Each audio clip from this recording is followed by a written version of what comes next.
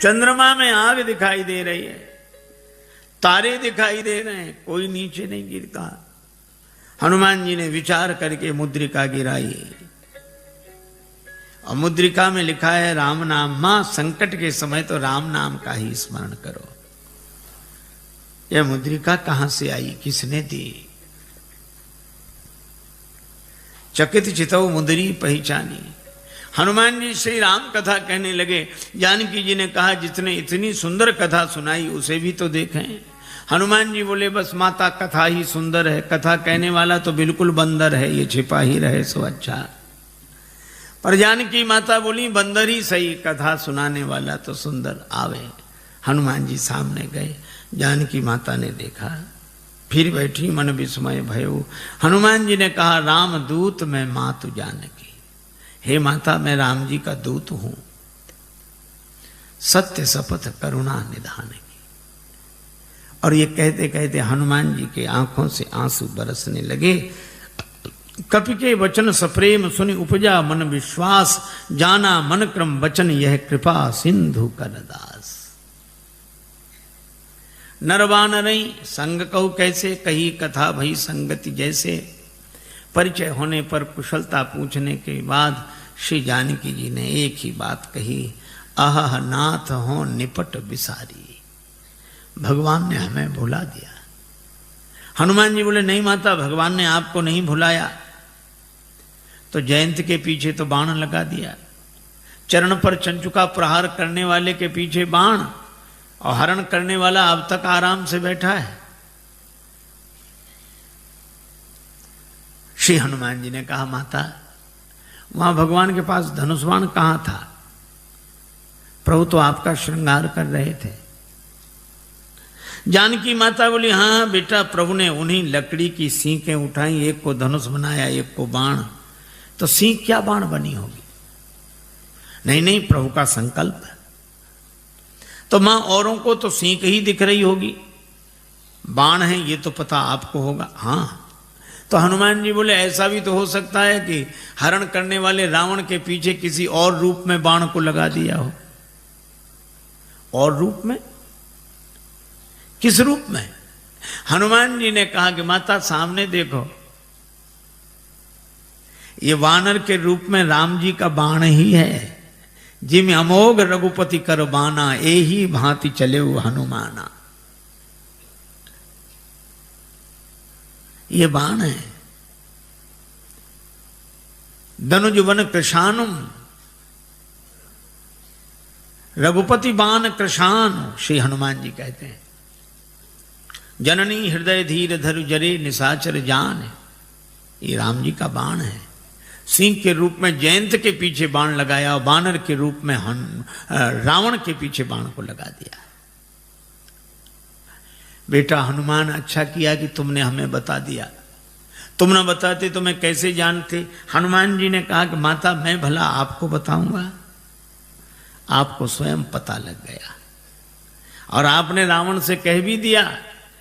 जब रावण ने कृपाण उठाई तो आपको लगा क्या मैं यहां बिल्कुल अकेली हूं? तो जैसे ही आपने सोचा तो आपको पता लग गया कि हनुमान यहां है। तो आपने रावण से भी कहा, अस मन समुझ कहत जान की, खल सुधि नहीं रघुवीर बाण की। अरे खल, तुझे राम जी के बाण की खबर नहीं है। अगर अंतर कथाओं का सहारा न लिया जाए तो राम जी के बाण के रूप में तो यहां अर्थ श्री हनुमान जी का ही ध्वनित होता है।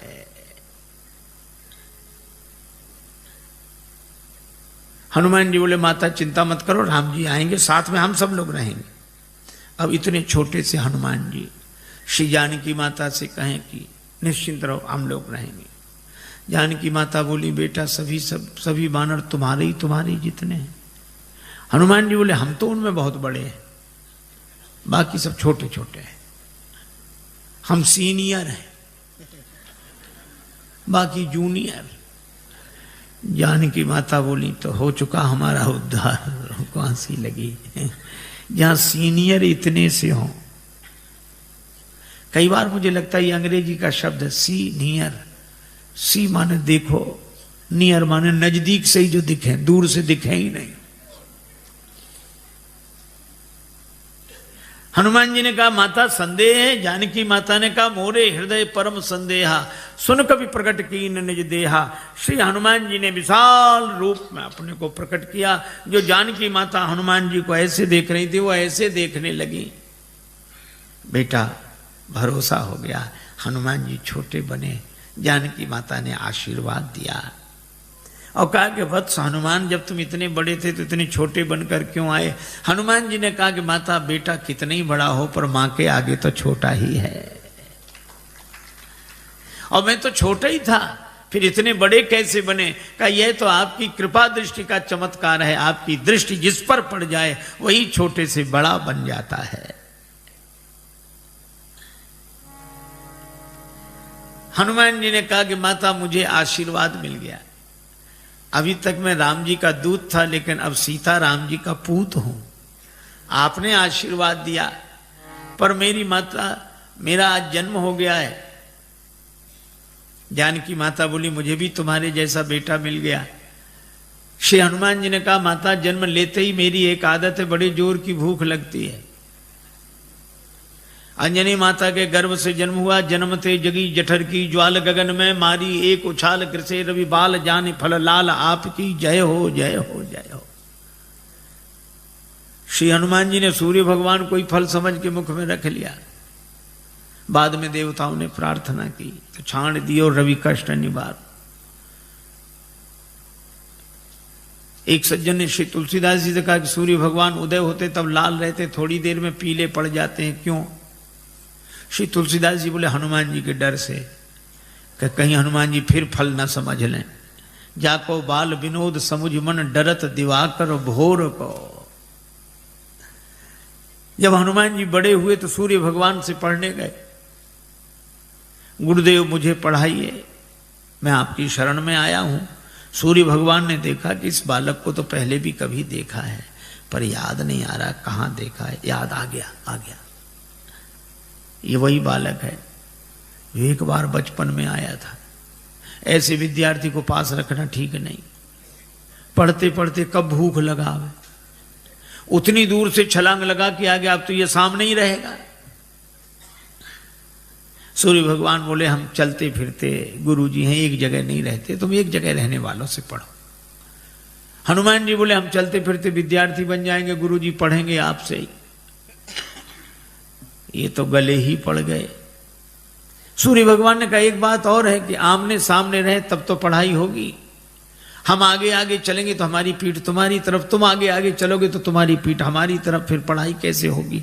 हनुमान जी ने कहा ये बात तो कठिन है। सूर्य भगवान बोले इसलिए तो कह रहे हैं रहने दो। पर हनुमान जी ने कहा गुरुजी इसका भी समाधान मिल गया। क्या? हम आपके आगे उल्टे चलेंगे, किसी की पीठ किसी की तरफ नहीं। सूर्य भगवान बोले वाह क्या विद्यार्थी मिला है, पढ़ाई अभी शुरू नहीं हुई है और पहले से गुरुजी के आगे ही उल्टे चलेंगे, तो फिर पढ़ने से लाभ क्या?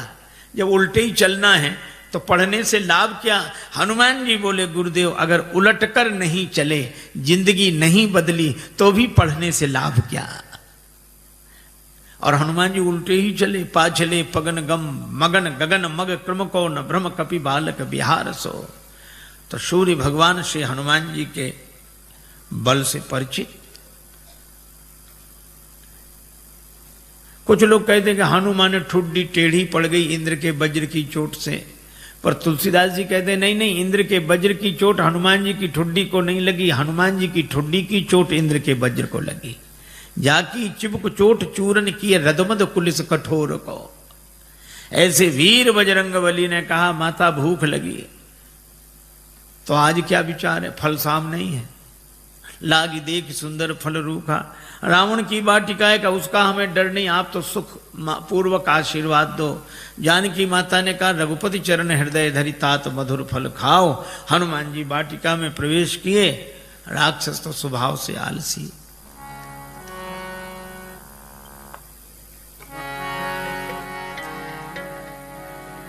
चले नाहि सिर पैठे बागा, चले नाहि सिर पैठे चले उनाए शेर बैठे, बागा चले उनाए शेर बैठे। फल खायसी तरु तोरे लागा, शेर पे नाद चले उनाए शेर बैठे,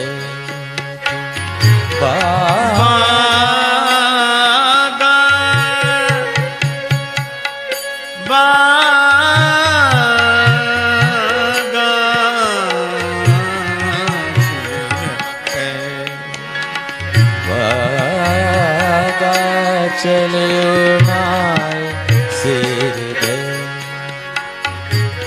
हनुमान जी ने बगीचे में प्रवेश किया, राक्षसों ने देखा बंदर आया, बंदर बंदर बंदर। दूसरा राक्षस वाले आते रहते हैं ऐसे बंदर, स्वभाव से ही आलसी। हनुमान जी ने कहा आई नहीं तो फल खाए। अरे बंदर फल खाए जा रहे। अरे फल खाएगा 2 4 10 क्या। हनुमान जी ने तब पेड़ उखाड़ने शुरू किए, तरु तोड़ने लगा। अब पेड़ उखड़, अब इनको होश आया कि रावण को क्या जवाब देंगे, पेड़ ही गायब। क्या कर रहे हो? हनुमान जी ने कहा तुम्हारी प्रतीक्षा, आओ। और जो आए सो हनुमान जी गदा की जरूरत ही नहीं पड़ी। जिस पेड़ के फल खा रहे थे वही पेड़ उखाड़ के राक्षसों पे मारा। कुछ बचे गए पुकारत कछु अधमारे, अधमरे थे वो गए। अच्छा जो पिट कर जाएगा डरा हुआ, वो लंबी बात नहीं बोल पाता, हाँफ रहे थे। रावण ने कहा क्या हुआ? नाथ एक आवा कपी भारी, 2 ही 2 अक्षर मिलेंगे इस पंक्ति में। थोड़ी सांस ठहरी, अब कहते सो अशोक वाटिका उजारी। अक्ष कुमार को भेजा, पर कपीशम अक्षहंतारम, ये सुभट को लेकर आया था। चला संगले सुभट पारा। हनुमान जी ने अक्ष कुमार का वध किया। बंधु निधन सुन उपजा क्रोधा। आप लोगों ने बताया कि वो कपि नहीं महाराज, मरकट है, मार काट मचाए है। मेघनाद बोला मैं चलता हूं। अब रहे महाभट्टता की संगा, भट्ट सुभट महाभट्ट, पर धन्य हमारे बजरंग बली, सबको भटाभट कर दिया, एक नहीं बचा। कजू मारे से कजू मर देसी,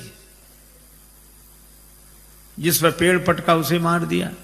और एक राक्षस को इस हाथ में पकड़ा, एक को इसमें बड़ा रूप, तो ऐसे ऐसे रगड़ दिया। अब वो चिल्ला में बचाओ बचाओ। हनुमान जी कहते हैं मजीरा बजा के कीर्तन करने की आदत है, हम समझ रहे हैं कीर्तन नहीं हो रहा है। और जो काम में बचाओ, बचाएं तो तब जो ऊपर तक पहुंचेगा, बंदर को गिराओ, जो पांव के पास गए तो कछु मिली ऐसी धरी धूरी। ये कछु थोड़े बहुत नहीं है। पर तुलसीदास जी ने ना संख्या लिखी ना नाम। किसी ने तुलसीदास जी से पूछा कि ना आपने नाम लिखी ना संख्या। तुलसीदास जी बोले मारने दो, राक्षस हैं, कौन से बड़े महापुरुष हैं जो इनकी पुण्य जयंती मनाई जाएगी, सो याद रखें सब। मेघनाद को भी लगा कि प्राण जाने ही वाले हैं, तो उसने ब्रह्मास्त्र का प्रयोग किया। हनुमान जी परम वीर हैं, लेकिन बड़ों का सम्मान करना जानते हैं। ब्रह्मास्त्र में बंध गए। मेघनाद लेकर आया। रावण ने कहा कौन है तू? कह लंकेश कवन ते कीसा, कही के बल बन घालिस खीसा, मारिस निश्चर कही अपराधा, कौसट तो न प्राण कही बाधा। हनुमान जी सुनते रहे। बाद में बोले जाके बल लवले सते जिते उचराचर जहारी, तास दूत में जाकर हरि आने प्रिय नारी। मैं राम जी का दूत हूं।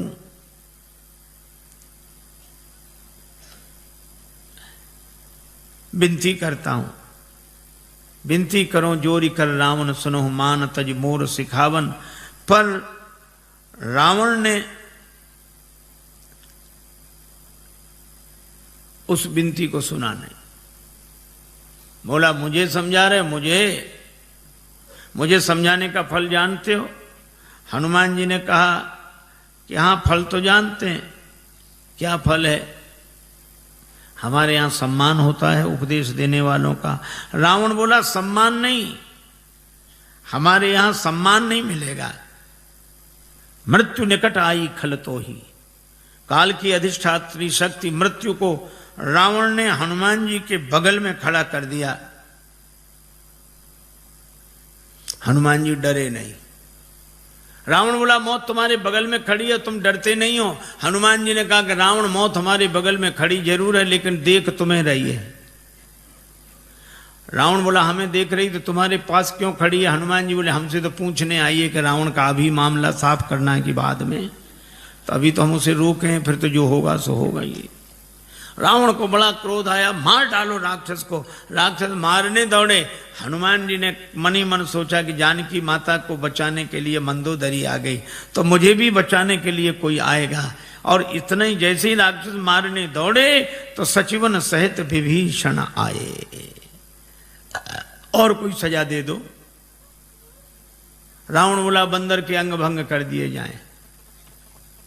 हनुमान जी ने सोचा पता नहीं कौन से अंग भंग किए जाते हैं। पूंछ लटक रही थी पीछे। रावण ने कहा अंग भंग करो, तो हनुमान जी ने पूंछ पकड़ी दोनों हाथों से, माथे से लगाते, पूंछ को देखते फिर माथे से 2 बार ऐसा किया। रावण बोला समझ गया समझ गया, कपि के ममता पूंछ पर, इसकी ममता पूंछ पर है, सबई कहो समझाए। हनुमान जी ने सोचा कहीं ऐसा ना हो रावण ये कह दे कि एक तलवार मंगाए के पूंछ देहु कटवाए। सरस्वती माता की ऐसी कृपा हुई। रावण बोला तेल बोरी पट बांध पुनि पावक देहु लगाए, बचन सुनत कभी मन मुस्काना, भई सहाय सारद में जाना। राक्षसों ने वही रचना की। तेल तो खत्म, घी खत्म। रावण बोला मूर्खों घी के लिए कहा किसने था? हमने कहा था तेल बोरी पट, तुमने घी। राक्षस बोले हमने सोचा बंदर की पूंछ में थोड़ा बहुत लगेगा, वो तो बढ़ती जा रही है। रावण बोला तेल में ही डुबो कपड़े। हनुमान जी के पास गए कि घी नहीं तेल। हनुमान जी बोले जैसी जिसकी श्रद्धा हो, हमें सब स्वीकार है। अच्छा आपने कभी विचार किया कि रावण को हनुमान जी की पूंछ से क्यों चिढ़ है?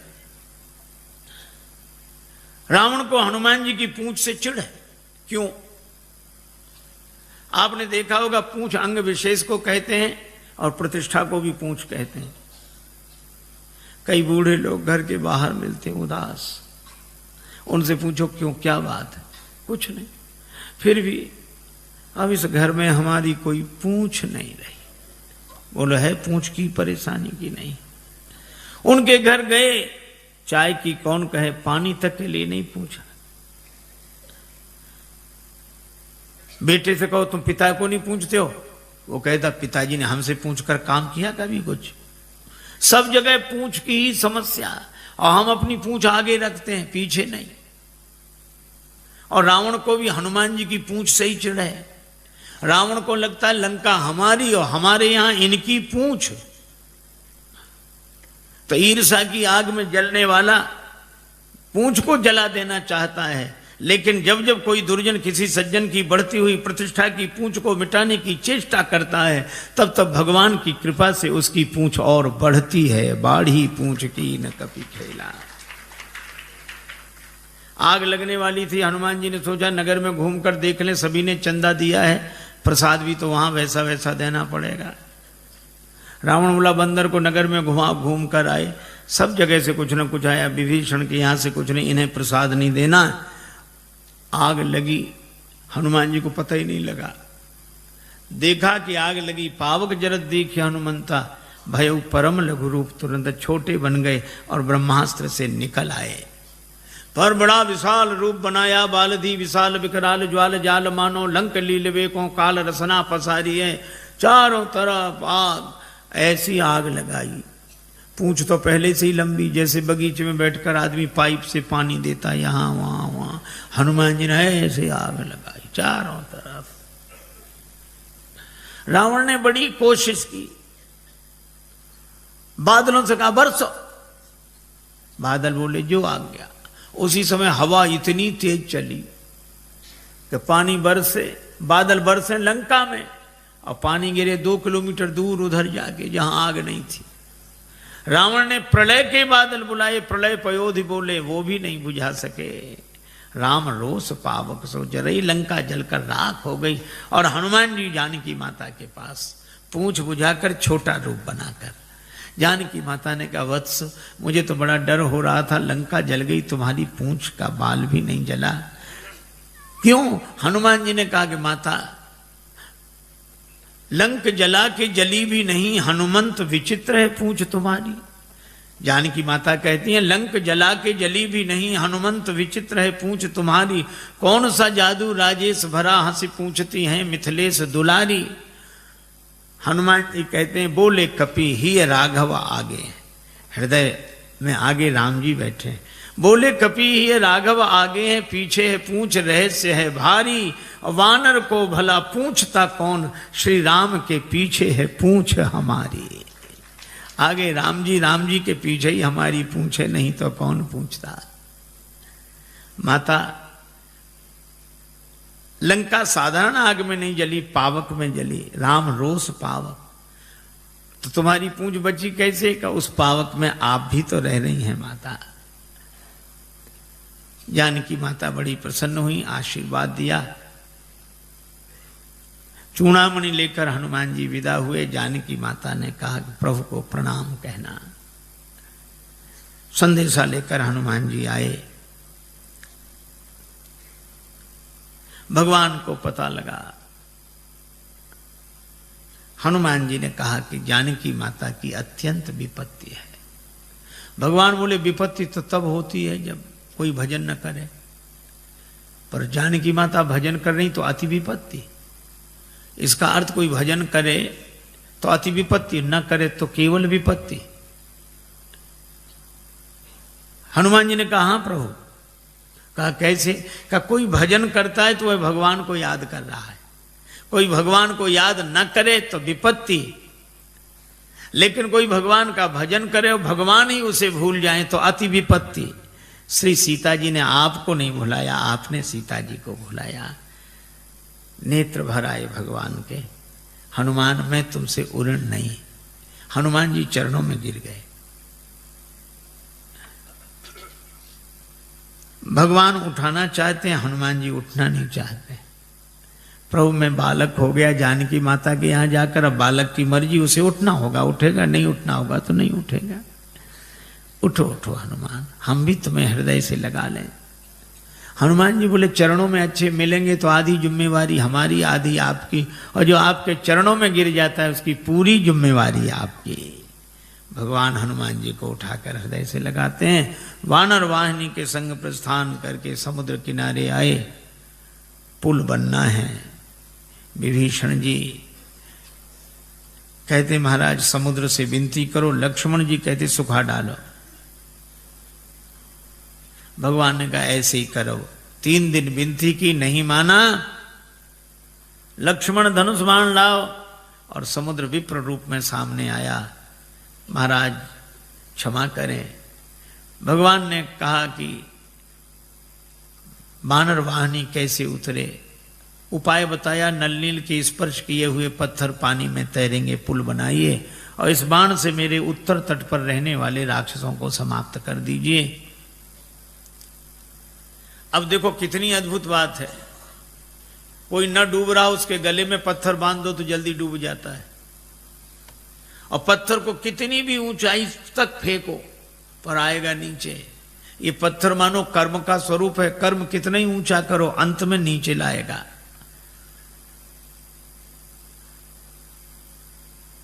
और ये पत्थर डुबाता है, हाँ, देहाभिमानी को डुबाता है, लेकिन नल छू दे, इसे विवेक वैराग्य के द्वारा छू दो तो ये पत्थर तैरने वाला बन जाता है।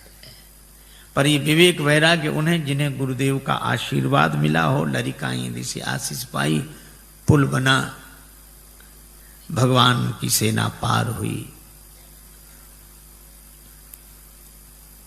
भगवान ने कहा कि अंगद जी को फिर भेजो। अंगद जी गए। हनुमान जी हैं पूरे साधु, अंगद जी हैं पूरे सिपाही। साधु आस्था की स्थापना करता है, सिपाही के द्वारा व्यवस्था की बात विधिवत होती है। अंगद जी ने नगर में प्रवेश किया, रावण का बेटा मिल गया। बंदर बोले वही राक्षस बोले वही बंदर फिर आ गया। लेकिन रावण के बेटे ने लात उठाई, मार नहीं पाई। अंगद जी ने गई पद पटके भूमि भमाई। राक्षस बोले ये बंदर वो नहीं, दूसरा है ये तो। रावण के बेटे को ही मार डाला, हाथ गिरते ही ऊपर गया। अंगद जी रास्ता नहीं पूछ रहे तो भी बता देते इधर से इधर से इधर से। अरे रास्ता काहे को बता रहे? बोले आगे बढ़े, यहां से तो पीछा छूटे। और रास्ता इसलिए भी बता रहे हैं कि हम तो पहले ही समझ गए थे, वही नहीं समझा जो सिंहासन पर बैठा उसी को समझाओ। अंगद जी को देखकर सभासद उठे। रावण ने फटकारा तो बेचारी न बैठ पाए न उठ पाए। कौन है तू? अंगद जी ने जो उत्तर दिया वो बड़ा अद्भुत। कह लंकेश कवन तय बंदर। हनुमान जी के सामने तो रावण बोलता गया, अंगद जी ने बोलने ही नहीं दिया। कह लंकेश कवन तय बंदर। अंगद जी बोले मैं रघुवीर दूत दस कंधर। तू कहे हमसे बंदर, हम कहें आदरणीय श्रीमान जी पूजनीय। एक चौबे जी थे, उनसे कोई कहे चौबे जी तो चौबे जी कहते हाँ जी, और कोई कहे चौबे तो फिर कहते क्यों बे। अंगद जी ने कहा कि तू मुझसे बंदर कहे, और अंगद जी फिर चुप नहीं हुए। मम जन कहीं तो रही मिताई तो हित कारण आयूं भाई, मेरे पिता से तुम्हारी मित्रता थी, तुम्हारे भले के लिए आया हूं। मेरा कहना मानो, पुरजनों को और रानी महारानियों को साथ में लेके दांतों के नीचे तिनका दबाओ, कंठ में कुल्हाड़ी रखो और फिर भगवान से जाकर प्रार्थना करो, तो मेरा भरोसा है कि भगवान तुम्हें क्षमा कर देंगे। और जो वैसे ही नहीं जा रहा था, इतनी शर्तों के बाद जाएगा। अंगद जी सोचते हैं कि जाए ही नहीं सो अच्छा। रावण बोला तेरे पिता से मेरी मित्रता, कौन है तेरा पिता? अब रावण खूब जानता है ये बाली का बेटा है, लेकिन पूछा ऐसे ताकि अंगद कहें कि बाली तो मर गए। मैं पूछूंगा कौन सी बीमारी हुई, क्या? राम जी के बाण से।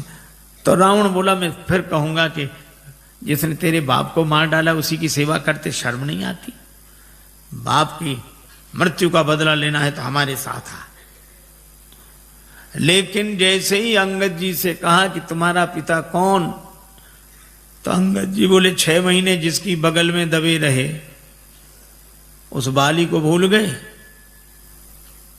रावण ठाका लगा, बोला हाँ हाँ हाँ हाँ हाँ हाँ, रहा बाली वानर में जाना। आजकल बाली कहाँ है? अंगद जी बोले 8-10 दिन में तुम भी वहीं पहुंच जाओगे जहां बाली है, वही कुशलता बताए। रावण बोला तुम्हारे कठोर वचन में सहन कर रहा हूं क्योंकि मैं धर्मात्मा हूं। अंगद जी बोले तुम्हारे जैसा धर्मात्मा कौन? परित्य हरण करने वाला तो धर्मात्मा तुम ही हो। शर्म नहीं लगती? डूब न मरो धर्म व्रतधारी। रावण ने कहा तू मुझे नहीं जानता, मैंने अपने सिर काट काट कर शंकर जी को चढ़ा दिए, मैं वीर हूं। अंगद जी ने कहा इंद्रजाली अपना पूरा शरीर काट देता है, कोई उसे सेना में भर्ती नहीं करेगा कि बड़ा वीर है। मैंने जला दिए सिर। अंगद जी बोले जरा ही पतंग विमोह, बस पतंगे रोज जलते हैं। दूसरे दिन अखबार में खबर नहीं छपती कि पिछली रात इतने पतंगे वीर गति को प्राप्त हुए। ये कोई वीर गति है? मैं कैलाश पर्वत उठा लिया, इतना भार उठाने वाला हूं। अंगद जी बोले जानवरों में सबसे ज्यादा बोझ गधा उठाता है। भार वहीं खर वृंद, ते नहीं वीर कहा वहीं समझ देख मति मंद। रावण बोला मैं चलता हूं तो धरती हिलती है। अंगद जी बोले तुम्हारे चलने से हमारे राम जी के छोटे भैया लक्ष्मण जी बोलते हैं तो धरती हिलने लगती है। लखन सकोप बचन जब बोले, डगमगान मही दिग्गज डोले। रावण बोला ऐसा? तो बड़े भैया को तो बोलना ही नहीं पड़ता होगा, धरती हिल जाती हो। हाँ नहीं बोलना पड़ता, वे धनुष पर हाथ फेरे, सर चाप कर फेरन लगे तो भूधर डगमगे। रावण बोला क्यों रे? बाली तो इतना गप्पी नहीं था।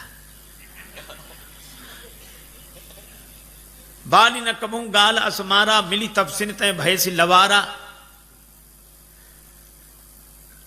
अंगद जी बोले करके दिखाऊं? जब ते कीन राम के निंदा, क्रोध बनता थी भयो कपिंदा, कटकटान मही कुंजर भारी। दो भुजदंड तमक महिम मारी, और जो पृथ्वी पर प्रहार किया डोलत अवनी, धरती हिल गई, सभासद खसे, रावण के मुकुट गिरे, छीना झपटी मची, 6 मुकुट रावण ने सिर पर लगाए, 4 मुकुट अंगद जी ने राम जी की शरण में भेज दिए। अब विचार करो 10 सिर और 6 मुकुट कितने सुंदर लग रहे होंगे। लेकिन रावण से किसी ने कहा कि सुंदर नहीं दिख रहे। बोले भले ही सुंदर न लगे, 2 तो ज्यादा हैं इधर। अंगद से कहा उठा के फेंक दो इसको, राक्षसों को फेंक दो। अंगद जी बोले बाद में फेंकना, पहले चरण हिला दो। सभी राक्षस गए, चरण नहीं हिला।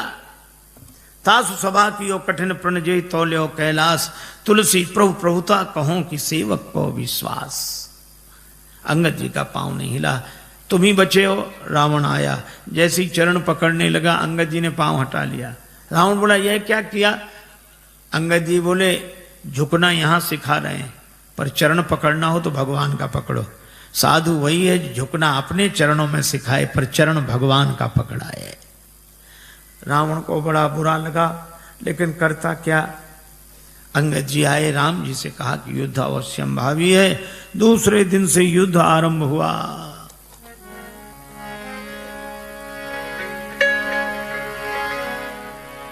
उत रावण इत राम दुहाई,